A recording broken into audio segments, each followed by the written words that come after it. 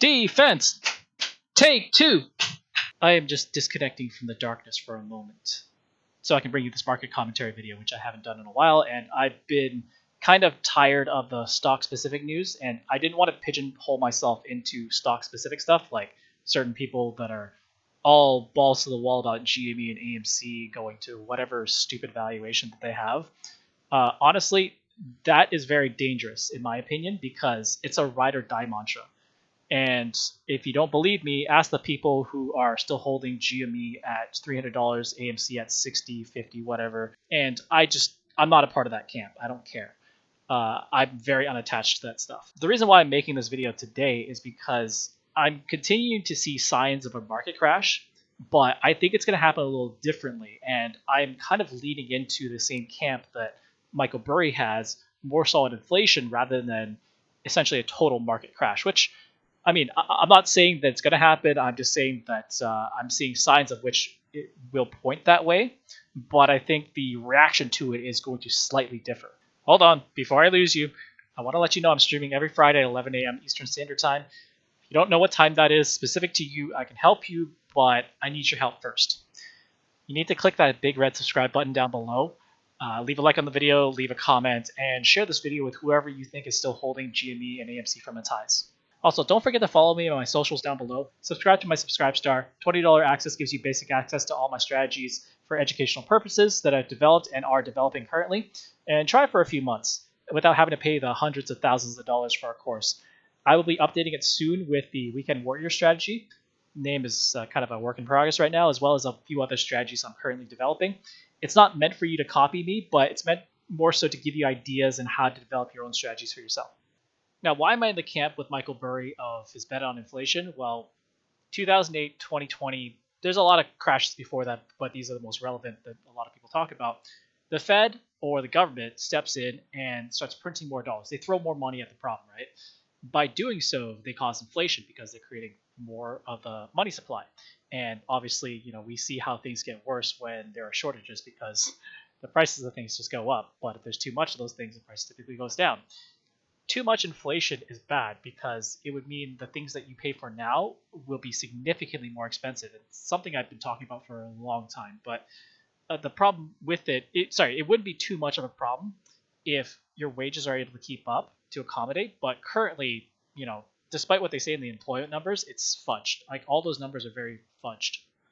Now, this wouldn't be too bad if the feds was to say, for every dollar that we get back in taxes or whatever, we're going to burn 30 cents on every dollar, therefore reducing the supply and increasing the buying power of your dollar and so forth, so it goes longer. They generally don't. I don't know why. You can ask MartiniRita on that on her stream, link down below. She also helped me figure out some of the bond stuff. But one little tool that the Federal Reserve has is to increase interest rates to control inflation. And I used to think it was a rate they set, but again, thanks to Rita, the way I found out they do this is they buy up the shorter term bonds and they sell the longer term bonds. And the reason they do that is because they want to make it more attractive. They want to pull money from the longer terms into the shorter terms, and they can cycle that money faster, and so it looks more attractive and stuff like that.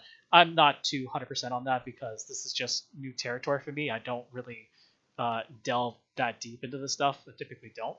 But again, check out our stream down below. But essentially, that's some of the tools that the Federal Reserve has at its disposal.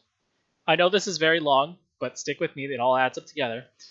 On the federal government side, what they can do is, how they operate basically is that they get a budget every year of how much they can spend.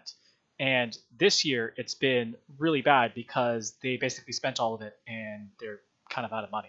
And the way they can kind of combat this is by raising the debt ceiling. There's a lot of talk about that in the news right now, but the way they do this is they create new treasury bonds to put onto the market, and foreign investors like China, for example, can buy it. And currently, China has about 3.2 trillion in their total reserves, and 1 trillion of that is U.S. debt. Keep that in mind for later. It will be very useful. Let's skip across the pond for a moment, not to the UK, but over to China. If you guys have been living under a rock and haven't heard anything about Evergrande, just know that they're a large real estate developer in China. I think it is the largest, but they are defaulting on a lot of their bond payments, and that's not good. The long and short of it is that I think that the federal government has to, or the Chinese government has to step in and bail them out. But thanks to the bug last year, a lot of governments around the world they burned up all their cash. But again, why I said remember this for later, they still have about $3.2 trillion worth of debt that they're sitting on in their reserves. Let's return to the darkness and review what we've learned so far. The Federal Reserve and the federal government, when they print money, it's bad because it causes a lot more inflation. And one way they combat it is through interest rates. And the way they do that is by buying or selling long or short-term bonds.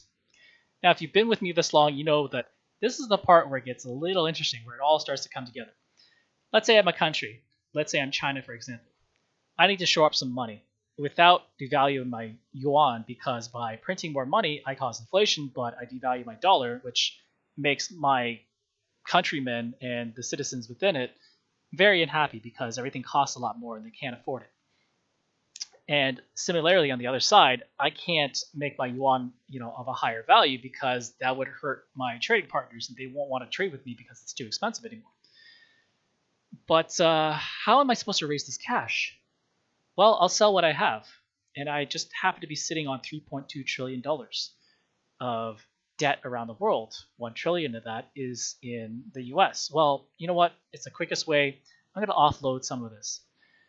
And when I offloaded it, I'm not offloading a small amount. And, this could theoretically, inadvertently, cause bonds to fall and rise. Maybe causing the long-term bonds to fall and causing the short-terms to rise, but depending on what they want to offload first.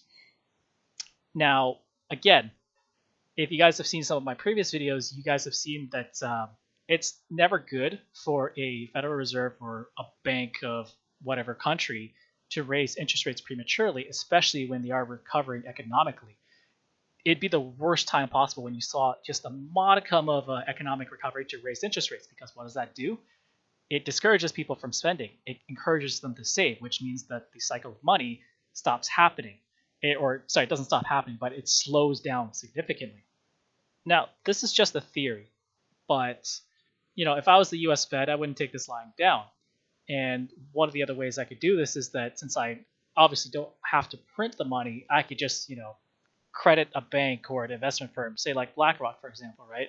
And say, okay, I need to start, buying our bond rates to keep our interest rates at bay. That's still introducing money to the money supply, which in turn is like printing money, which causes what? So now that we understand the scenario a little bit better, the real question is, how am I going to raise my defense against a market crash? And typically that's been in commodities like gold, oil, and the US dollar. But the gold market has been relatively dead. In comparison, especially with the other metals. If you guys have seen any other precious commodities, they really skyrocketed thanks to the shortages. Oil, which I had a precursor to about 2 months ago, and I was all emphatical about it, but I'm an idiot because I didn't get in. And the US dollar, which we just learned now is a bad idea, because if the government is going to step in and bail people out, which we know they have a history of doing, they're going to just keep printing dollars, and that's going to cause inflation, and it's going to devalue the US dollar and so forth. That just leaves, and it pains me to say this, crypto. Stop. Take those hands off your keyboard and mouse and listen for a second. Before you start running into crypto, don't go to Coinbase or anything like that. Keep this in mind. I'm only talking about Bitcoin specifically, but in my opinion, the price of energy controls the price of crypto. And the reason I say that is because a lot of the crypto miners are still being powered by, a majority of them at least, is being powered by energy that's being produced by oil or natural gas, which is byproduct of oil anyways. But if the price of oil raises, what we'll see is you'll start getting less profitability for your miners, which, if it keeps going up again, then there's going to be a point where it's not going to be profitable to mine.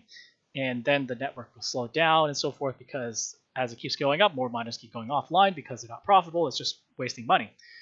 And introducing another factor into this is also why I was a big fan of energy coming into this year. I realized that we need power for everything, like from your phone to your computer and everything. But not only that, like essential services, streetlights, hospitals, all those places, like stuff that allows you to live the way you are. And they will choose that versus you being able to mine your cryptocurrencies. And that is a real factor moving forward. So again, keep that in mind. And you can make whatever arguments you can about green energy stuff. Like that's a whole different argument that I don't want to have today.